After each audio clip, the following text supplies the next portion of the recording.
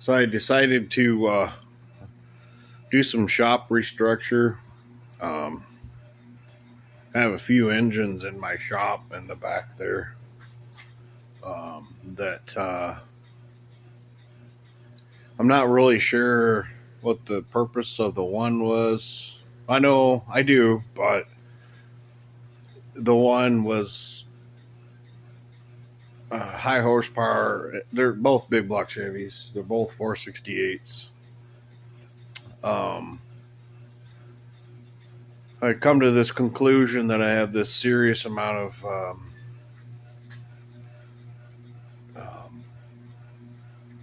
collection of cylinder heads. Obviously, I'd done cylinder heads quite some time ago.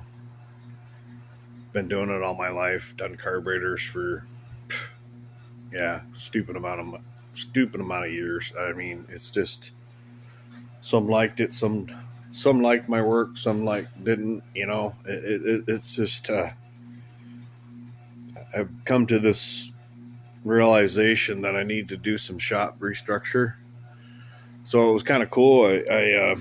So this run stand, I have, I think, a few videos on YouTube. I think I built like 10 plus years ago. I mean, it conglomerated into, or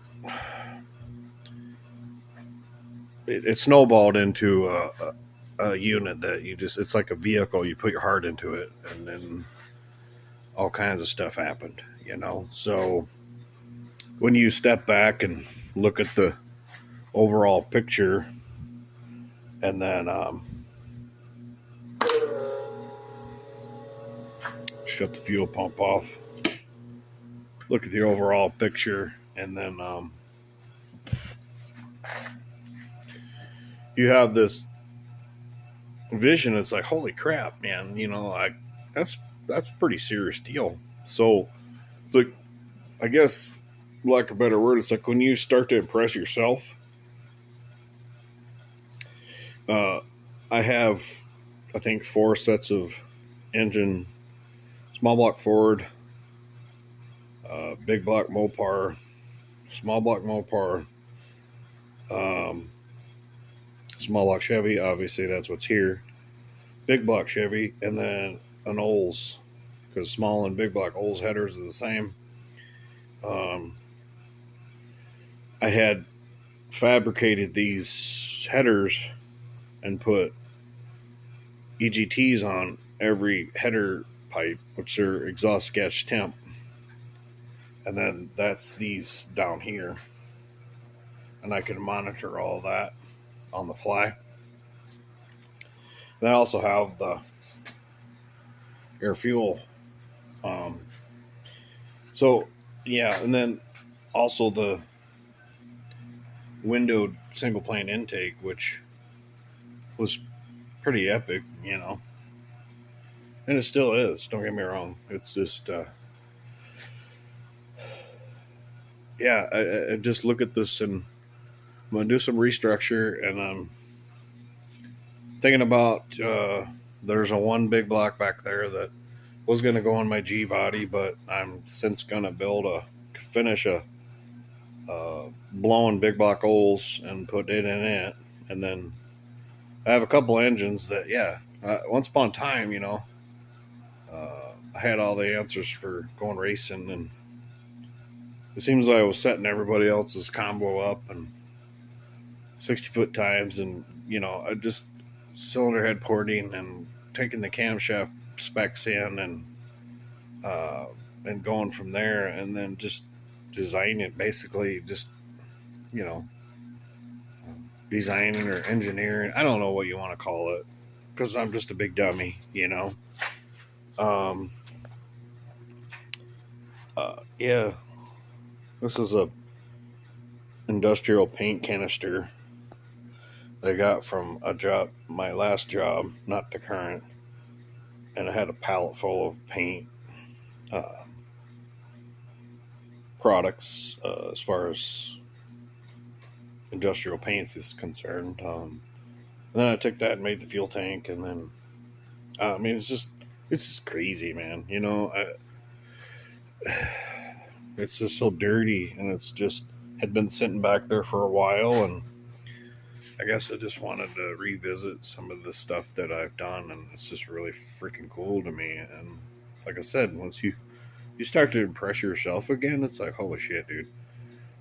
That's like a new beginning. It feels like, And I'm looking at all the wire management and what I could have done better, and it's like, well, that's fine, but that's for me. I'm the only one gonna do it, so and deal with it. So yeah, it's just made these to where this thing slides back and forth, and then these you pull the mounts off, and then you support the engine, and then you swivel these out, slip it off, and then I had all four engines to where this would slip in and then bolt to the block, and then it would just be plug and play. I had all this stuff up here to the point where it was all plug and play, whether I had used the ignition box or HEI, or I had an electric water pump. I didn't see any reason for that at the current setup because, well, I was going to build engines for people, and then it just turned into just doing cylinder heads, but then the cylinder heads didn't apply to this, but then this became the run stand for the carburetors. And believe it or not, all this prep or R&D, we have all these quick fix or quick hookups, make it happen, boom, boom, boom. You could run it live, show a video. I'll try to cover all the bases, and it always been discounted. This is a unloaded engine that has no load, so to speak. This is a cast iron boat bell housing, and the argument was that everybody was laughing. They're like, "Oh, he's a clown. He's a dumbass." And like, okay, I'm a clown and a dumbass, but okay, that might not be the 100%. I was actually going to apply that and build a dyno, so to speak, because I know the internals of that shit too. But yeah, everything that you do, even though you think that it's like covering all the bases, there's always going to be someone discounting it. And when they discount it, you ask them like, "Oh yeah, what the fuck you got?" Well, you have no better answer, so therefore it's like, what are you even commenting for, or what are you even worried about it? Because all of my carburetors were set up in such a way that it was throttle response, and then it was always discounted in the sense that, well, it's an unloaded engine, that's why his shit's all snappy. Well, I got news for you. That's not the case, man. I had other stuff that was going to implement. I was going to add a stupid amount of weight and then get into rotating weight versus dead weight and then all that conglomeration. This is stupid. I thought, you know what? I'm not going to prove jack shit to nobody anymore. I'm sick of it. But I had to wheel this thing out and basically dust it off. I'm going to give it a little bit of a refresh. The shop's going to get some sort of it might end up with a fucking big block on this goddamn thing. For a test engine. I don't know.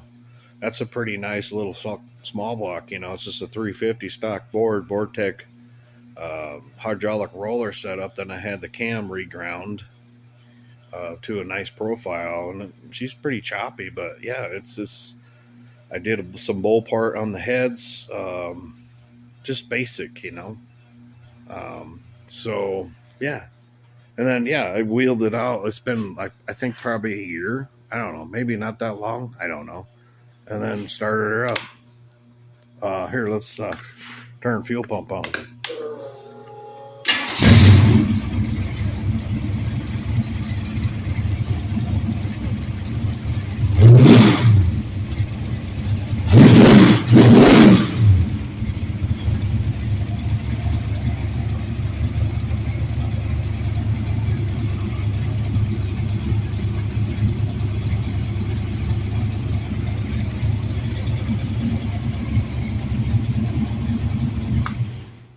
That's these are believe it or not, that's a freaking 660, man. But it's a severely modified 660 that I have a pair of on a turnaround for a big block. And yeah, I could throw one of them damn things on a freaking streetcar and make it work. But it's everything is always discounted. If you sit in a fucking chair, uh, case in point, I'm impressing myself because I'm going back to 10 plus years ago that I'd done some of this stuff. It's like I was doing that 10 years ago or more, and it's always discounted when you sit behind the keyboard, so that in itself, it's like when you freaking cut uh, decals, decals, or for the whole everything and labeled it and made it user friendly. But it was user friendly for me, but unfortunately the mindset was like, yeah, somebody might get this later on in life. This is pretty sweet, man. And then you're seeing like bare bones freaking junk ass, has a radiator and open headers, and for let's charge $1,000. Okay, well, if that's the case, this thing should be worth $2,000 or 2,500, right? I don't know. I think probably post this on YouTube because it's been a long time. Maybe I'll post it on my card page. I don't know, but have a new appreciation for what I do. It's that simple.